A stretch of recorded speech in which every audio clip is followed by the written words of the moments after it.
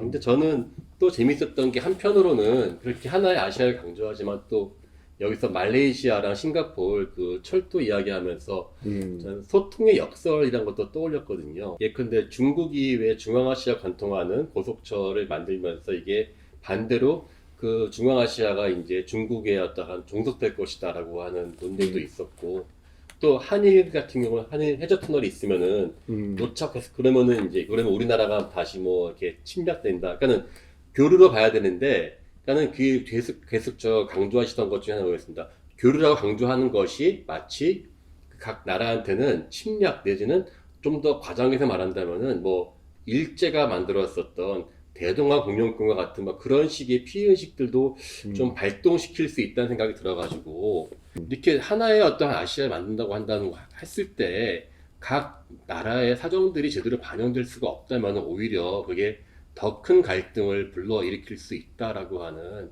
좀 그런 오류도 있지 않을까 싶었어요. 맞습니다. 사실은 현재 우리가 안고 있는 가장 큰 고민이 바로 그 지점인데요. 미얀마 잠깐 사례를 들면은 영국이 거의 100년 가까이 지배를 하면서 완전히 이제 그 영혼까지 털린 거죠. 단순히 영국에 털린 게 아니고요. 인도와 중국까지 이제 몰려와서, 그러니까 이제 버마인들은 이제 거의 이제 4급 시민이 된 거죠. 그다음에 인도인이 있고, 뭐 중국인이 있고, 뭐 동남아인이 있고, 이제 미얀마에는 이제 가장 밑으로 가는 건데요. 그렇게 100년을 털리다 보니까 이제 오기가 생긴 거죠.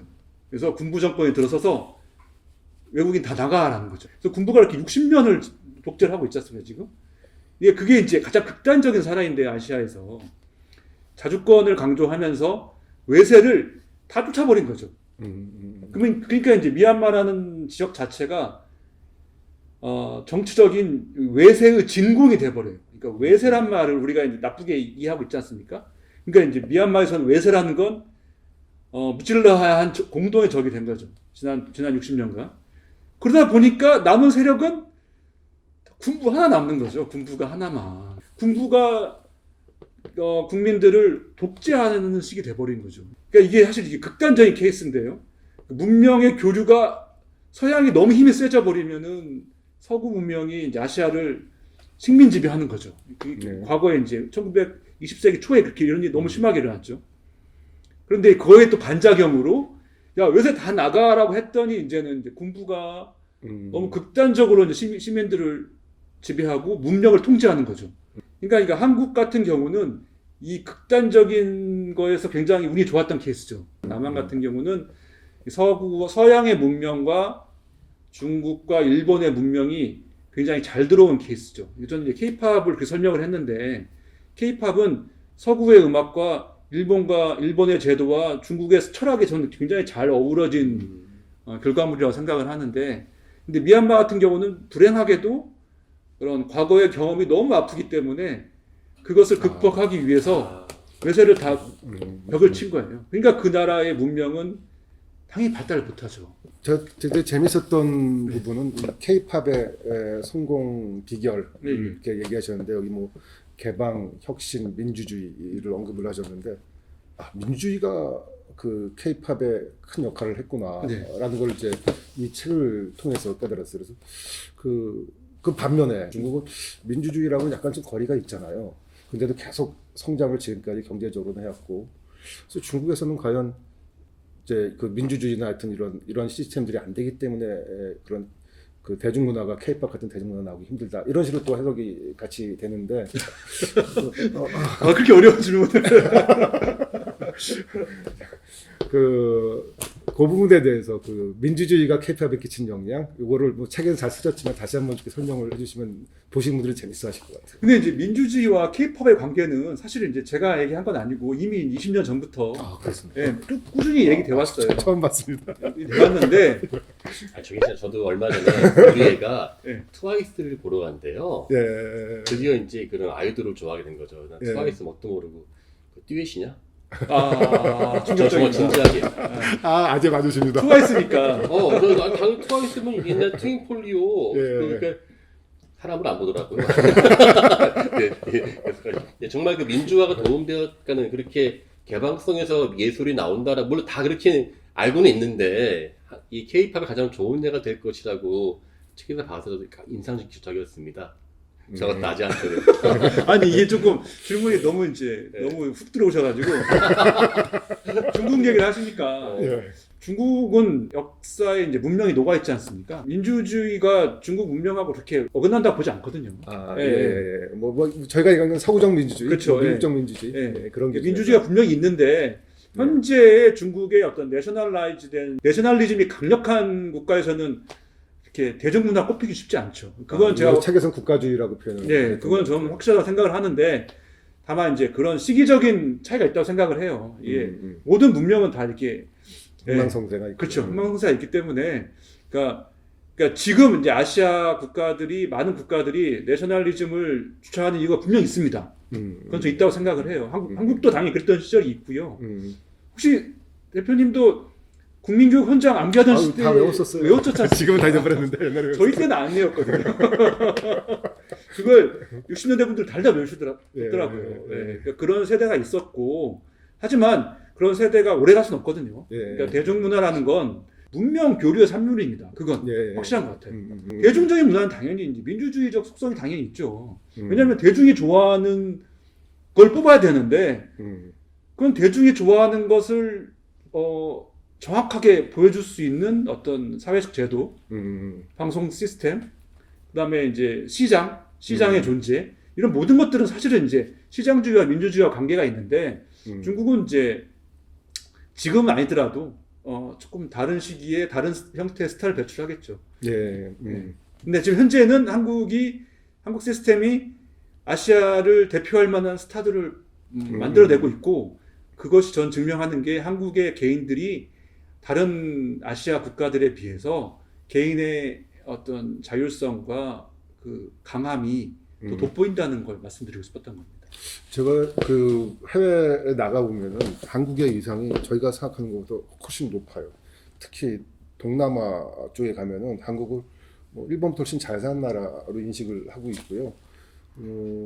아시아에서는 한국에 대한 이미지가 예를 들어 뭐 프랑스 파리랑 비슷한 정도의 수준이라고 얘기를 해야 되나요? 하여튼 서울이라는 도시에 대해서도 굉장히 높게 평가를 하고 있고, 그래서 요즘 또 이제 이런 K-팝이나 또 방송 드라마들 이렇게 한류가 뜨는 걸 보면서 한국 문명이라는 게 이제 얘기를 시작해야 될 때가 아닌가. 그리고 이 책에서도 언급하셨지만은 아시아의 미래에 한국이 지금 해야 될 일이 무엇일까.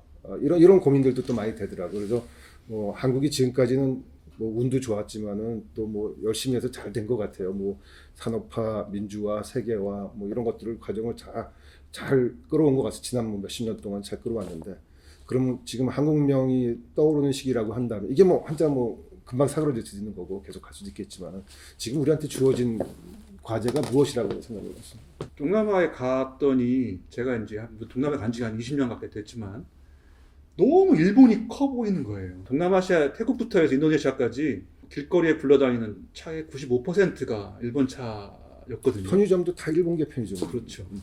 네, 심지어 어떤 태국에 이제 어떤 길에 갔더니 일본인 전용 거리가 또 있더라고요. 심지어는 베트남 마찬가지고 우리가 베트남에 투자를 많이 했다고 하는데 막상 이제 베트남이 이제 일본을 대하는 태도는 또 다르더라고요. 굉장히 다르더라고요.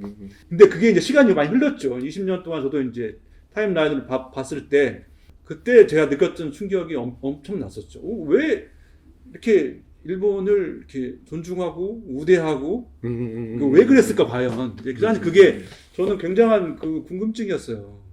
근데 지금 제가 갖고 있는 결론은 동남아시아 혹은 다른 아시아 분들이 지난 100년 동안에 일본인처럼 강해지고 싶었던 거예요. 롤모델. 그렇죠. 롤모델이죠. 일본의 그 메이지 유신 이후에 어떤 국가를 만드는 과정, 그러니까 혁신을 이루고 국가 혁신을 이루고 강대해지는 과정을 굉장히 그들은 인상적으로 바라봤던 거예요. 충격을 받고 그럼 우리 어떻게 일본을 배울 수가 있을까? 그러니까 따지고 보면 마하티르의 룩 이스트 정책하고 연결되어 있는데 그 일본에 대한 존중심을 이제 일본 제품을 소비하고 일본의 연수를 가고 일본어를 배우는 지난 어떤 100년 동안의 흐름에서 이제 이런 역사성이 있구나라는 걸 저도 이제 많이 이제 깨우쳤죠. 우리 한국도 그랬던 시절이 있었다. 1960~70년대 일본을 배우고 그 배우렸다는 것이 이제 그쵸, 일본 문명에 대한 뭐 존경이겠죠. 90년대까지만 해도 일본이 대단한 맞습니다. 그게 넘사벽 같았어요 저한테도. 예. 마하티르의 룩이스트를 보면 느꼈던 게 똑같은 게 그 터키도 오스만 투르크 망하고 이제 다시 터키 세울 때 그 아타튀르크가 예. 왜 한국 형제 국가로 이야기하던 원래는 한국이 아니라 만주국이었답니다. 아 그렇죠. 예, 그러니까는 이게 거기도 똑같이 룩이스트. 그러니까 그 정말 정확한 적하셨는데 동쪽을 바라보라는 그 동쪽은 사실 이 아시아가 아니라 성공한 일본을 바라봐라는 거였는데 똑같이 그 아타튀르크도 러일 전쟁 이후에 일본의 그 모습을 보고 롤모델처럼 했던 것 같더라고요. 그러니까 저희는 그것을 어쨌든 인정을 하자 우리는 빨리 그걸 알고 넘어가야 될 것 같은데 또 이렇게 말하면 또 지나치게 뭐 친일이다 뭐다 그 자체가 아니라 역사로 봐야 되는데 여전히 최근에 한국을 싫어하는 그 일본은 여전히 그때 멈춰 있는 것 같고 맞습니다. 뭐 신하라고 하세요. 그래서 원래 질문으로 돌아오면은 그러니까 지금 그때 그랬던 그 다른 많은 아시아 국가들이 지금 한국을 보고 있지 않습니까? 예. 진짜 한국을 보기 시작했어요. 한국의 K-팝 시스템과 한국의 오징어 게임 등 드라마를 보면서 저는 이제 그걸 좀 보면서 도대체 한국에 기대하는 게 뭘까 이분들이 왜 한국을 이렇게 열심히 보냐? 그들이 한국에서 배우고 싶은 뭔가가 있다. 그게 뭘까를 우리도 이제 스스로 우리를 돌아봐야 되는 거죠. 그러니까 우리가 도대체 어떤 걸 아시아에게 보여줄 수 있을 것이냐. 아까 이제 민주주의 시스템을 얘기하셨는데, 그러니까 우리가 이것을 꼭 정치 시스템을 생각하지 말고 인간과의 관계를 얘기하는 거죠. 그러니까 왜 아까 미얀마 얘기를 드렸냐면은 국가가 너무 강력한 거예요, 동남아시아는. 왜 그랬냐면은 나라를 잃었잖아요. 메이지 유수를 본따 가지고 우리도 국가를 강력하게 하면은 혹시나 좋아지지 않을까라고 이제 가정을 한 거죠. 근데 해보니까 국가는 강해지는데 개인이 너무 약한 거죠. 그러니까 한국을 통해 배우고 싶은 건 그 어떤 하나하나 개인들이 갖고 있는 그 아름다움이죠. 어떻게 그 개인들이 잘 살고, 그다음에 서로 존중하고, 우리가 이제 싸우더라도 한국에서는 더 이상 한쪽이 부당하게 이제 억압받지 않지 않습니까? 그런 이제 시장주의와 민주주의에 대한 어떤 보편성을 이제 우리가 이제 그걸 전파할 수 있겠다. 이거 우리가 한국 문명이라고 하지 않더라도 K 모델을 뭔가 이게 아시아에 우리가 이제 많이 보여주고 수출을 한다면은 서로 이제 윈윈이 될 수 있다고 보는 거죠. 그러니까 우리는 아시아 시장이 확대돼서 좋고, 다른 아시아 우리가 이제 흔히들 제3세계라고 얘기를 하지만 꼭 제3세계가 아니거든요. 우리 이웃이거든요. 우리 이웃이 이제 이런 이제 그런 미얀마 비극 같은 걸 더 이상 안 겪어도 되면 좋은 거죠. 이제 물론 이제 제국주의 시대랑 인류가 이제 그 역사들이 근대 역사들이 거의 비슷한 형태로 이후에 뭐 2차 대전 이후에 연결돼서 그러는데 책을 보면서 근현대사가 동남아 국가들의 근현대사가 한국이랑 굉장히 유사성들이 많다. 아까 말씀 이제 보편성 측면에서 굉장히 비슷한 경험들을 많이 했구나 그런 느낌도 또 많이 받았어요. 그래서 계시면서 이제 계속 보편성을 추구하시고 찾아보셨는데 또 좀 보편성을 느끼신 부분들을 조금 더 다른 각도에서 몇 가지 더 얘기를 해주실 만한 분들이 있나요? 그러니까 한류와 연결돼서 설명을 드리면은 젊은 분들을 만나 봤을 때 거의 대부분이 손흥민이 되고 싶어합니다. 손흥민이 되고 싶어하고 블랙핑크의 리사 같이 되고 싶어하는 거죠. 그러니까 성공에 대한 욕구들이 다 있지 않습니까? 꼭 국가가 아니더라도 모든 개인 차원에서 우리가 이제 사실은 굉장히 이제 연결성이 강화된 유튜브라든지 구글이라든지 페이스북 베이스에서 이미 많은 분들이 소통하기 시작했고, 근데 이제 손흥민이 되고 싶다는 건 세계적으로 이제 유명해지고 싶다는 거죠. 성공하고 싶고.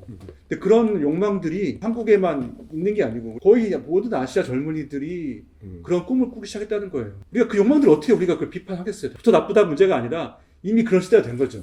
21세기의 그 대한민국에서 이런 뭐 한국 문명 얘기도 했지만 지금까지 굉장히 성공적으로 몇십 년의 발전을 이루었고 거기에 핵심적인 동력 중에 하나는 이제 개방과 포용이라는 생각도 합니다. 근데 지금 시점에 대한민국이 뭐 아시아 다른 나라에 비하면 개방과 포용적인 나라인 건 맞는 것 같아요.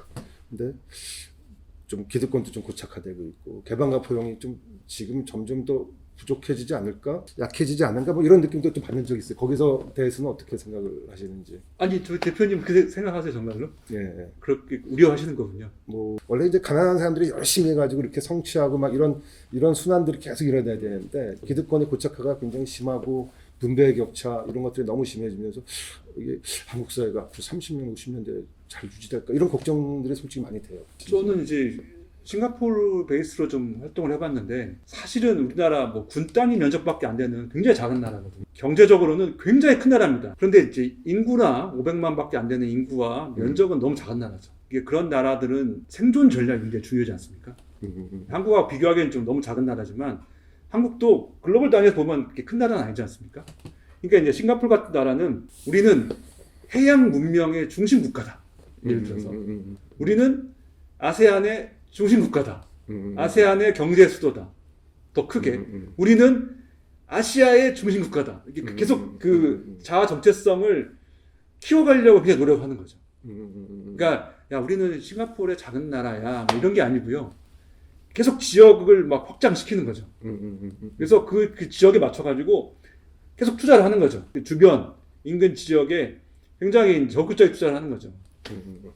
사실 여기서도 저도 이제 힌트를 좀 얻었는데 우리를 이제 한국을 이제 어떤 분들은 굉장히 작게 생각을 하시려고 해요.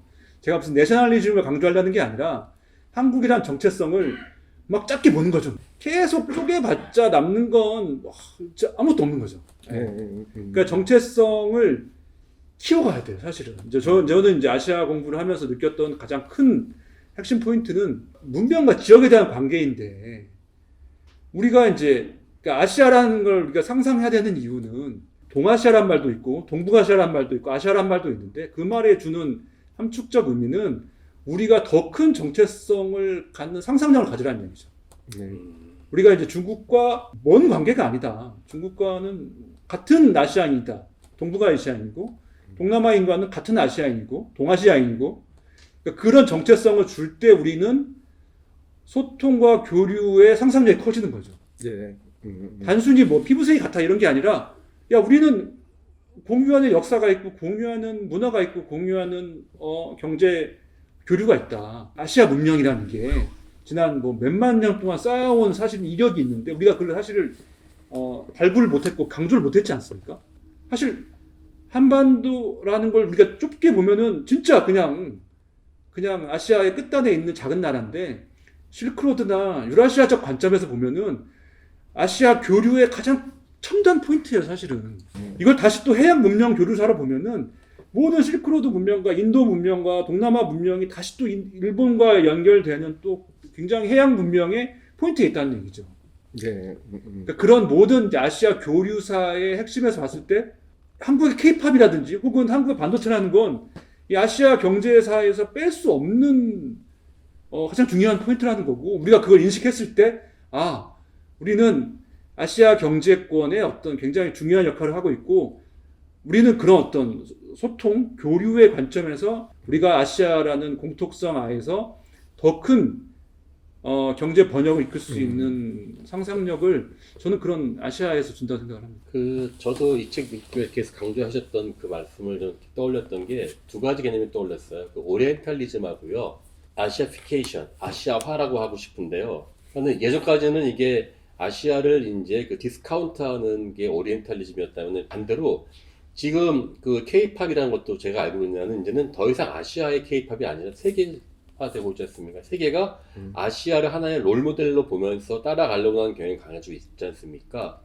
지금 말씀하신 것처럼 우리가 자꾸 대동아 공영권을 떠올리면서 이거 아시아 합치는 거 안 좋아라고 말을 하면은 이 모든 사람들이 아시아를 바라보는 이 물길이 엉뚱하게 갈 수 있다.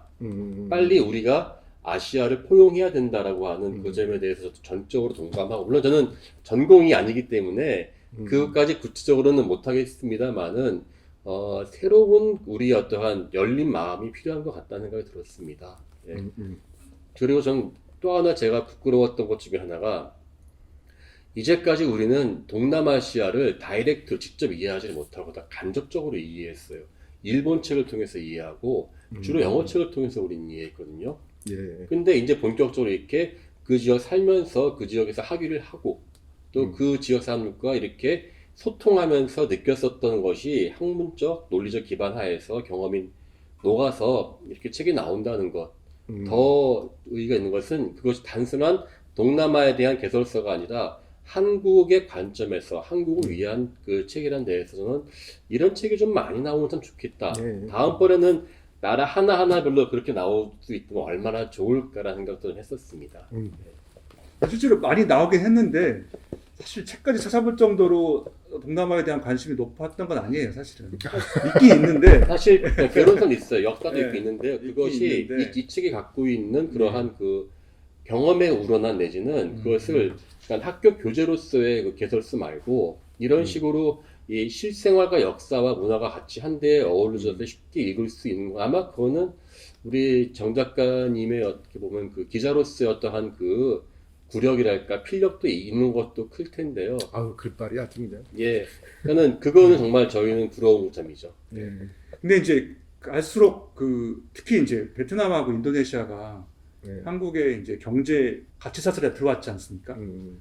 그래서 이제 사실은 동남아시아란 말과는 다른 표현이 생길 것 같아요. 그렇죠. 베트남하고 인도네시아가 한국하고 너무 이제 밀착됐기 때문에 어떤 개념이 좋을까요? 저는 아세안이라는 말 쓰면 이제는 안 돼. 옛날에 아세안들 모였던 거 맞습니다.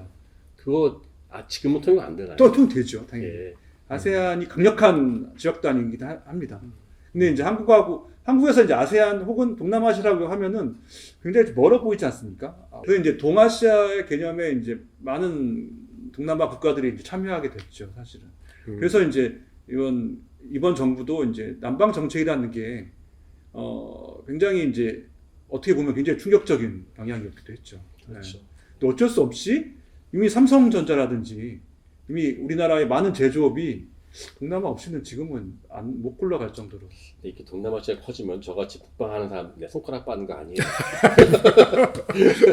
근데 뭐 기후적으로 이제 시베리아 시대가 온다고 하지 않습니까? 아유, 그거는 저기 안 좋아. 지금 온다는 안 좋은 거예요. 자, 아시아 사람들, 동남아 사람들 만날 때 동질감 같은 거를 꽤 느꼈어요. 근데 이제 인도 사람들은 쉽게 편하게 이해가 잘 안 되는 거예요. 그러니까 뭐 재밌는 경험 중에 하나는 이제 뭐 5, 6년 전에 그 싱가포르에 가면은 그 바인데 인도 무희들이 나와서 춤추는 바들이 몇 개 있는데 한 번 가봤는데 그거 되게 재밌더라고요. 그래서 그 바를 몇 번 가봤던 기억은 나는데 저 같은 사람이 비즈니스 하는 사람이 인도 사람 이렇게 편하게 느껴지지 않는 이유는 뭘까요? 아주 원초적인 질문인데 뭔가 좀 거리감이 좀 있어요. 그렇죠. 한국 비즈니스 하신 분들은 일단 화교들이 가장 편하고요. 예. 두 번째는 동남아시아.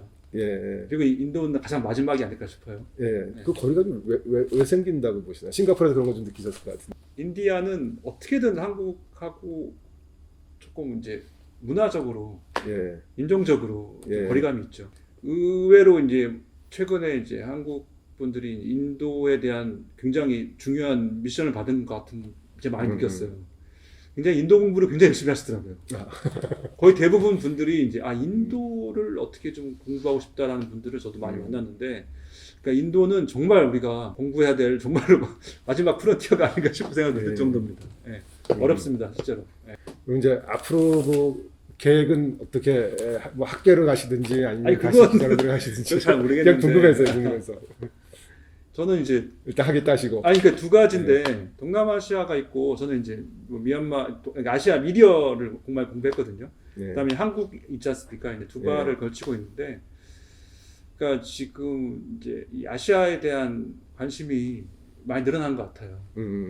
특히 이제 중국만 해도 그렇거든요. 중국만 해도 1대1로라는 게 크게 얘기하면 유라시아 얘기지 않습니까? 유라시아 경제권을 얘기하는 건데 이제 그 중심에 중국이 서고 싶다라는 어떤 야심의 발로고, 한국도 이제 마찬가지고, 물론 일본은 굉장히 오래전부터 이제 예. 동남아와 유라시아에 대해서 많은 투자를 해왔고요. 한국은 이제 시작은 아니고 좀 해왔는데 여전히 한국은 이제 빈 공간이 많죠. 예. 한국도 열심히 아시아를 이해하려고 노력해왔는데 여전히 빈 공간이 많거든요. 대부분 기업 중심으로 진출들이 많이 이루어진 특징도 있는 것 같아요. 네. 예. 저도 그 동남아 국가들을 가보면 느끼는 게 하여튼 뭐 삼성이나 LG나 이런 데 간판이 걸려 있으면 이렇게 뿌듯함도 있고 그런데 거기에 한국이 이렇게 진출한다는 것들은 다른 서구나 일본이나 중국에 비해서 역사가 상당히 짧더라고요, 한국이. 그리고 어떤 면에서는 한국이 거의 뭐 동남아 사람들 입장에서 마지막으로 진출한 외세 세력이라고 이렇게 여기서 언급하신 것 같은데요. 직접 들어가서 무슨 사업을 하려고 해도 한국 사람들이 할 수 있는 부분이 굉장히 많이 제한돼 있어요. 일본 사람들이 많이 차지하고 있고 화교들이 차지하고 있고 뭐 그런 것들을 많이 느꼈고요. 이제 이런 시대에 한국이 좀 더 글로벌화되고 세계화를 점점 하고 개방과 소통을 해야 되는 시대에 정 작가님 같은 책은 한국의 비즈니스맨들이 이 동남아를 이해하는 데 굉장히 큰 도움이 될 것 같습니다. 아, 저도 많이 부족하고 계속 이제 공부해 나간 입장이기 때문에 말씀하신 그 빈 공간을 메우려고 계속 네. 노력하겠습니다. 마지막 한마디 이렇게 우리 그 모든 분들에게 한번 이렇게 모두가 느끼지 않습니까? 우리도 아시아인이라고 느끼는데 정작 현지에 가서는 되게 당황하신 분이 많은 것 같아요. 우리는 좀 더 잘 사는 사람 아닌가라고 뻐기는 분도 계시고 야 우리랑 자들과 그렇게 너무 다른 게 많은 것 같다 생각도 드시는 것 같은데 근데 실제로 한국에 대한 기대치가 굉장히 높아진 시대에 우리는 살고 있습니다. 네, 그걸 우리가 알았을 때 그러면 우리가 어떤 목표를 가져야 될지는 좀 명확해지는 것 같아요. 그러니까 우리가 우리를 롤모델로 하는 사람들이 있다는 건 우리가 이제 굉장히 부담스럽기도 하고, 우리가 이제 어깨에 힘도 들어가는데 어찌됐건 관심을 가지고 좀 공부하는 약간의 노력이 필요하지 않을까 생각합니다. 사실 요즘 유튜브라든지 책이 많이 나와 있기 때문에 조금만 관심 가지면은 정말 언어 배우기도 쉬운 시대고, 네. 좋은 시대라고 생각을 합니다. 열린 시대죠 사실은. 우리 그 강가진 하실 말씀. 이제 고백합니다만은 제가 황하 이남은 거의 가본 적이 없어요. 아직도 북방에 못 가본 데가 많아가지고 제가 동남아시아는 그 타이완을 간 게 그 유일합니다만 이제 좀 가볼까 하는데 언제 코로나 풀릴지 모르겠습니다만은 네. 저 역시 북방이란 틀에 갇힌 우물한 개구리였다는 생각을 하고요. 다시 이 책을 제가 정말 보면서 사실은 이거 제 책인데요. 빽빽하게 노트를 하면서 제가 읽었거든요. 앞으로 더 열심히 공부하고요. 우리 정 작가님의 두 번째 책도 또 곧 다시 열심히 읽도록 하겠습니다. 예. 그럼 이제 그 동남아 순회 공연을 방금 마치고 귀국하신 정 작가님의 북토크를 이상으로 마치겠습니다. 감사합니다.